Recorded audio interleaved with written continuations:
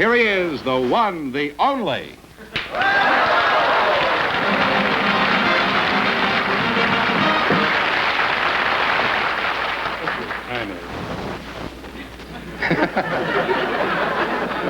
Well, here I am again with a chance for each of our couples to win $2,000, and some of them might even walk out of here with $10,000. If anybody says the secret word, the duck, or some other obsolete object, we'll drop down and pay him $100. As you see, the word is right here. Okay, duck. Make yourself scarce. James Nelson are waiting to see you, Groucho, so folks, you can in please and meet Groucho Marx. Well, welcome to You Bet Your Life. Say the secret word and take home an extra $100. It's a common word, something you'll find around the house. Jim, I presume you're the boss of this outfit, so I'll start with you. Is that okay? Well, that's okay, Groucho, but I'm not the boss. Well, don't come running to me with your troubles. Mrs. Nelson, what is your first name? Half Nelson or full Nelson? Groucho, my name is Mary Armour. It's one of those double-barrel first names with a hyphen in between. Well, you've got to admit your name has a certain dash to it. Where are you from, Mary Armour? Well, originally I'm... Mary Armour to you, too, huh? I'm from Rye, New York, Groucho. Rye? That's where I grew up, spent most of my life. Well, what did you do after you staggered out of Rye? Well, I went to college. What college did you attend? Went to Vassar College in Poughkeepsie, New you're a York. Vassar girl. Well, congratulations. That's about the toughest girls' school in the country to get into, isn't it? Not if I got in. No. Well, it might not be tough for you, but it sure was tough for me. As a matter of fact, I went to Vassar for 3 years. Oh. Yes, that's true. I'd have been there yet, but I went out for the swimming team.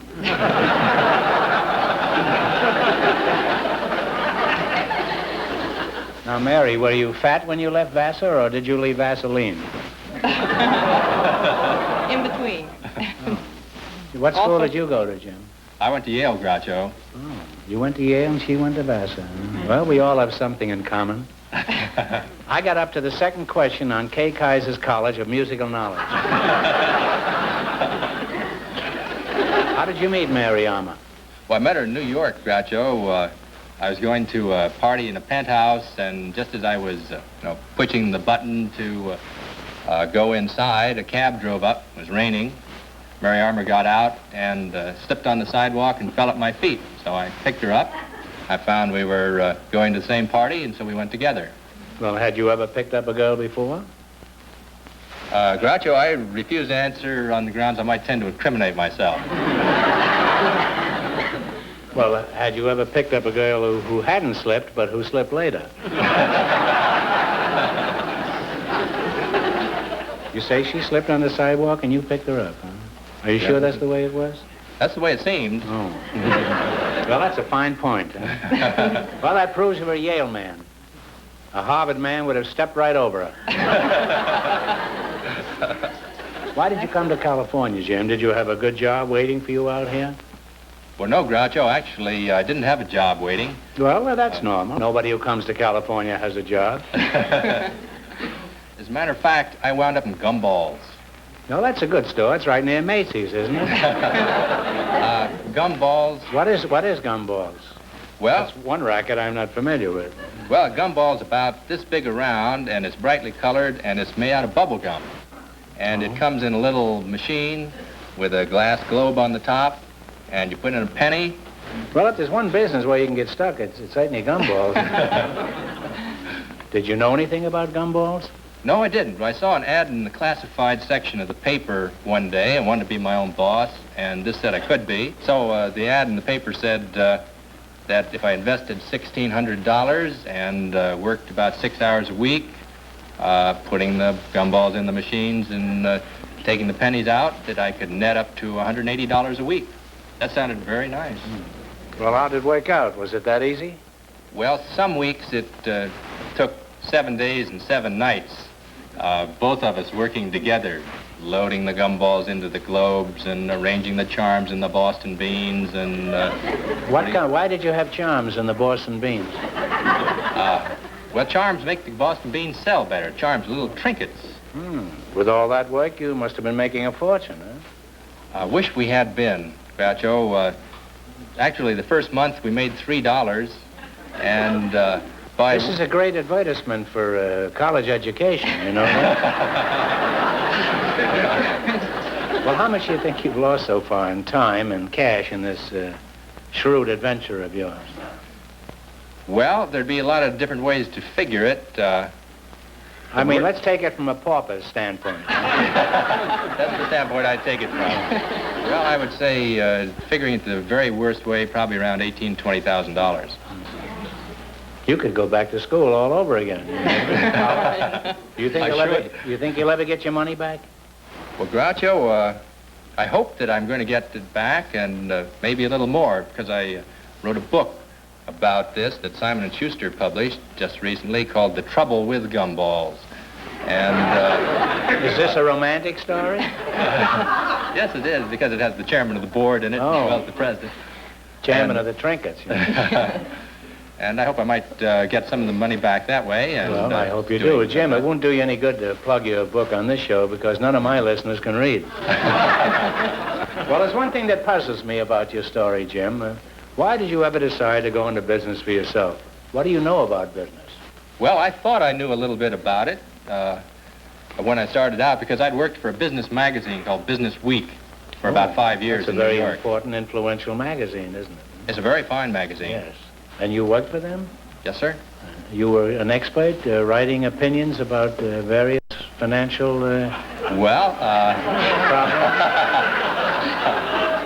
I was the marketing editor of it for a couple of years, and then I was made illustration editor. Well, I've only one thing to say to you two. Mary, your husband has a very good head for business. And if you take my advice, you'll have it examined the first thing in the morning. Well, Jim, what are your plans for your gumball business? Well, are you going to stay with it? No, I'm not. I sold it a little while ago. You mean there's somebody that's even nuttier than you are? Probably a Princeton man. Well, you're a very nice couple, and I think it's admirable that you took this mad adventure. Perhaps it didn't succeed, but I hope the book is a big seller. And anything that Simon & Schuster get their hands on usually sells pretty good. All right, now let's see if you can make some money in our game. Chosen as your category, Mother Goose rhymes. I'll ask you, you have any children? 3, Groucho. 3? Mm-hmm. You selected Mother Goose rhymes. I'm going to ask you some questions. If you miss 2 in a row, you're out. If you get 4 in a row right, you win $1,000. Who frightened little Miss Muffet? We think it's a spider. Yeah, it sure is. You have 1 right, 3 more right, and you'll have $1,000. Okay, here we go. After Jack Horner pulled out a plum, what did he say? Isn't that what a good boy am I? Yes. Oh, what a good boy am I. That's close enough. You're halfway to $1,000, 2 more right, and it's yours. What is the next line to Curly Locks, wilt thou be mine? I'll dine you? No. Come on. Something about satin and riches and... Ooh. Well, it's thou shalt not wash dishes, nor yet feed the swine. It's not too easy. That's a good one. You think that's good? Well, you hear the next one. Now, you have 1 wrong now. Don't get this next one wrong or you're out of the game. All right. In Ding Dong Dell, who pulled Pussycat out of the well? Little Johnny Stout. That's right. And we're back on the paying side of the ledger again with 1 right, 3 more to go for $1,000. Hickory Dickory Dock, what time was it? Struck 1. Clock struck 1. That's right. And down he went.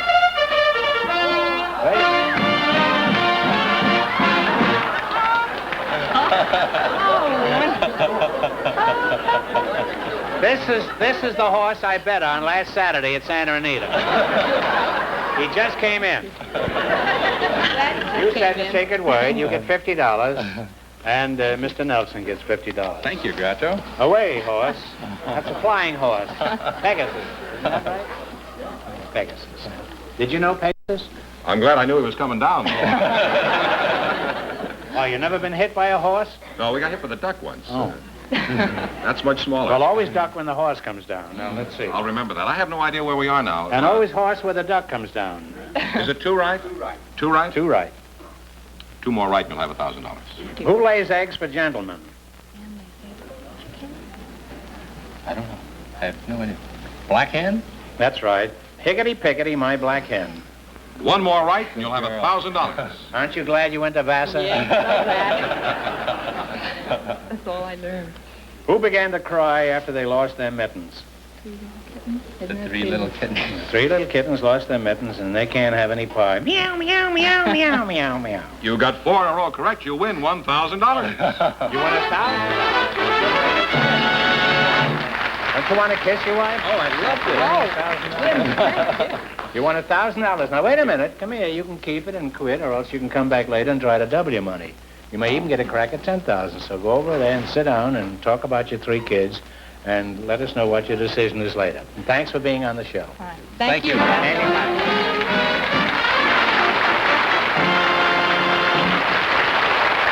Double Groucho is Lisa Rockman and her partner, a specially invited guest, Mr. Stephen W. Ellingson. So, folks, you come in, please, and meet Groucho Marx. Welcome to You Bet Your Life. Say the secret word, and you each get an extra $50. It's a common word, something you find around the house. Lisa Rockman and Steve W. Ellingson. What's the W for, Steve? Wellington. Wellington, huh? Stephen Wellington Ellingson, eh? That's a very fancy handle. And you are Lisa Rockman? Well, it's really Lisa Lotte Rachman, but nobody can pronounce... Lisa what? Lisa Lotte. Lotte. I'll call you Mr. Rockman, huh? Thank you. Yeah, you're quite welcome. Now, where are you from, Liza? I was born... I was born in Munich and raised in Salzburg, Austria. Oh, you weren't raised very much, were you? Huh? And how old are you, Lise? I can't when I became an American citizen, so I'll be 2 years in March 57. That's You'll when be I 2 count. years old? Right. That's a mighty pretty speech, Lisa, and I think the United States did just as well on this deal as you did. Lisa, are you married? No, thank you, I Du feel bist fine. nicht verheiratet. No. You say you're doing fine? Yeah. Don't you think you could do fine to be married? No, I don't think so. No. No? Do you have any plans in that direction? Not in the near future? No. Well, occasionally, you know, we run into eligible males on this show, and if it happens soon, I'll get in touch with you. Steve, I assume you've been nailed, huh? You have a kind of a miserable married look about you. How did you meet your storm and strife? Well, as a matter of fact, I'm single, Groucho. You are not married? No. Well, no. how old are you? Around 38. 38. First time around? Oh, You're 38, handsome, charming, a mustache, and not married? Where are you from, Steve? well, I'm from Havana, North Dakota. Havana, North Dakota. Oh, yeah. Oh, that's a new one on me, huh? Well, it wasn't always called Havana. 75 years ago, my father was the first postmaster there. And at that time, the town was called Weber. Well, this Anyway. explains why everybody gets sick when I smoke a cigar. My cigars say Havana on them. And then Well- in very small letters, it says North Dakota. Well, my father, being the postmaster there for Pardon me, have you so got a many match? years. I think there's just one in there. No, there's more. No, there's more than that. Why, do you always count them before you give in? Well, outside, just ask me for I one. wonder this guy is single. You mind if I take one for tomorrow? Oh, help yourself. I'll send you a check. Now, Lisa, let's get some facts about you. How did you happen to come over to this country? I came over with Ringling Brothers Barnum and Bailey Circus. Oh, are you an animal? I don't know, do I look like one? Will you give me a few minutes to think that over? You were with the circus? Were Yes. you the girl on the flying trapeze? No, I was just a private secretary. Oh, that's even more dangerous. You were the girl on the flying swivel chair. Well, who was your boss with the circus? Was it Gargantua or Toto? No, Mr. John Ringling North, the president. Oh, what were your main duties as a secretary to Mr. North? Mainly I had to interpret between the artist and Mr. North. Why, he speaks English, doesn't he? Well, he does, but the different artists, they don't talk English so good. You know, they come from all over the world. Well, were these mostly the freaks at the sideshow who needed an interpreter? And no, they were mostly Americans.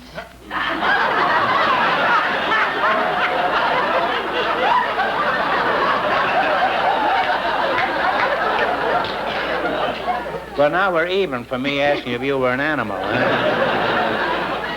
They were American freaks, you say? A sideshow, Well, you know. No. Well, now you know what killed the circus. Who wants to see people in a sideshow when you can see the same thing for nothing on Hollywood Boulevard? As a matter of fact, there are no freaks on Hollywood Boulevard. They're on Sunset Boulevard.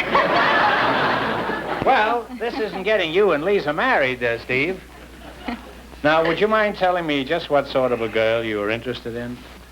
Well, I would like to have a She's homemaker. rolling up her sleeves already. A homemaker for a wife, one that likes to take care of a home and perhaps putter around in the yard a little bit. And You I'd mean like play golf in the backyard? I would especially like to have a wife who was a good cook. Oh. Of course, there are other things too, you know. Yeah. I wonder. Well, Lisa, are you a good cook? I'm a very good cook. Are you? I can make Hungarian goulash and matzo ball soup. You can and, make Hungarian goulash out of matzo ball soup? No.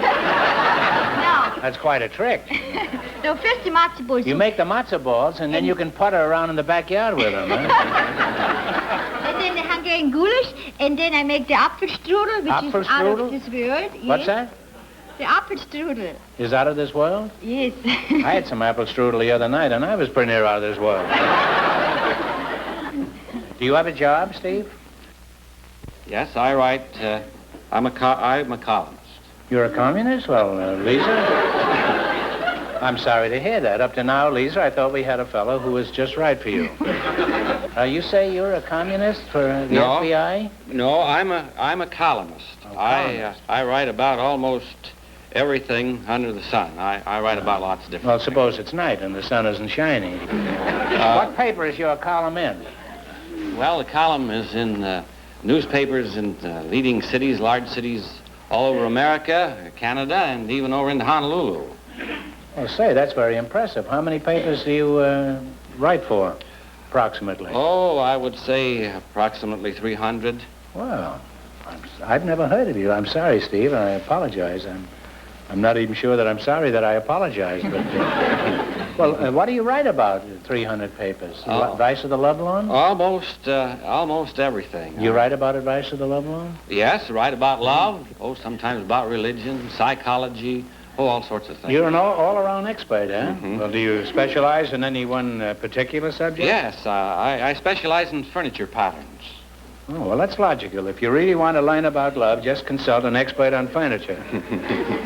Well, tell us. I don't follow you about that. Tell us about this column. What is it you write about? Well, about do-it-yourself furniture. We tell people how to build things. Well, I still don't see the connection. Why should you discuss love and religion and philosophy and then give away these furniture patterns? Is that what they are? Well, we have they got we to don't do give them away. Oh, I notice. You don't give much of anything away. No. We sell I had the a tough time getting those 3 matches. You sell these patents? Oh, yes, we sell them from 25. They cost from 25 cents to $1. Mm-hmm. Would you like to go in the gumball business? Well, yes, if you've got a good deal. Well, I have. You could do-it-yourself gumball machine, I think. Now, Steve, there's just one more thing. You say you write Advice of the Lovelorn, is that right? Yes, write about love. You see, the last couple we had, this fellow was a business administrator. He instructed people how to handle their financial affairs. This fellow writes Advice to a Lovelorn. He's 38 years old, and he's looking for a woman who'll putter in his backyard. He's got 300 papers and 2 matches. Well, you're a charming couple, and now let's see how well you can play You Bet Your Life. Now, you selected music, popular music of the last 20 years. Now, Jack Meakin will play some tunes, and you name them. If you miss 2 in a row, you're out. If you get 4 in a row right, you win $1,000. Mm-hmm. Now, are you ready? One answer between you now. All right. Identify this song. Okay, Jack.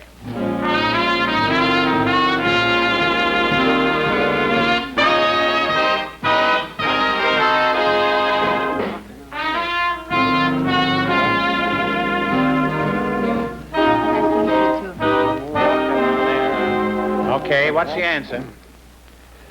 Well, it's you turn the tables on me.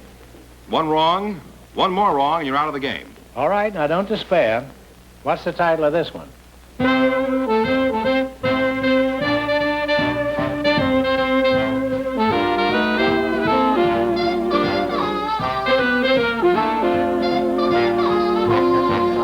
To me, like it was way down south in New Orleans.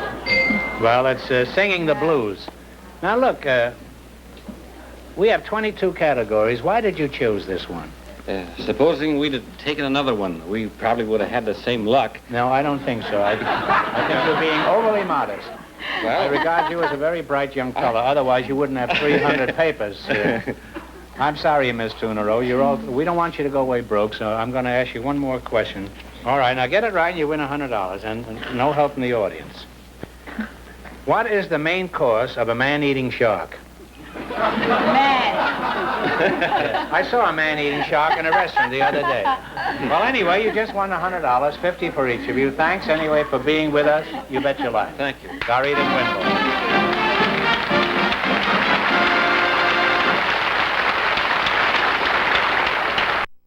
So in just 1 minute, we'll find out if our first couple will risk half their winnings on a chance at $10,000. Yeah, story. Who's going to get a crack at all this money? What's the story on the first couple? Mr. and Mrs. James Nelson won, and we'll You mean try. The collegiates? Yes. Right back in here, please. All right, you decide to go for the big question, huh? Yes, we did, Groucho. Remember, if you miss it, you wind up with a total of $500. Yes, Which sir. is better than you did in the gumball business. It certainly is. Now get together and pick a number from 1 to 10, then spin the wheel. If any number besides the one you pick comes up, this question is worth $2,000. However, if your number comes up, this question is worth $10,000. All right, what number do you want? What do you say? What did you say? Oh, let's take number 9. What, Number that 9? sounds like a good number. All right, give it a fling.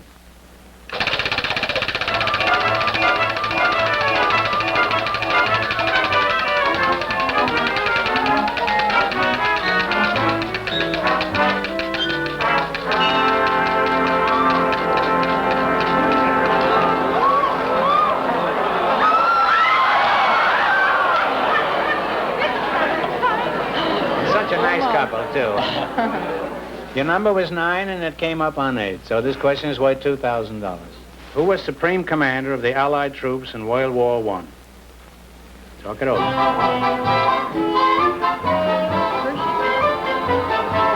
Supreme commander. Who was the French? Who was in charge of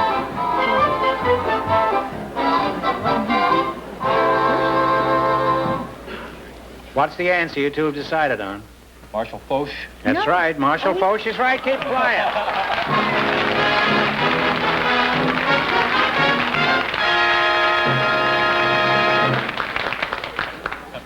You pretty near fixed him good. That's right. You win $2,000. Now, what are you going to do with all that swag? Back in the gumball business? Well, no, Groucho. I think that we'll give some to the Cancer Fund and spend some on some riotous living. And then the rest, I think, we'll spend on such frivolities as beans, not Boston beans, but food and rent and things 3 like kids, that. yeah. 3 kids and... Well, you're a fine recommendation for the whole collegiate system of America. Congratulations for being with us. You bet your life. Thank you very much.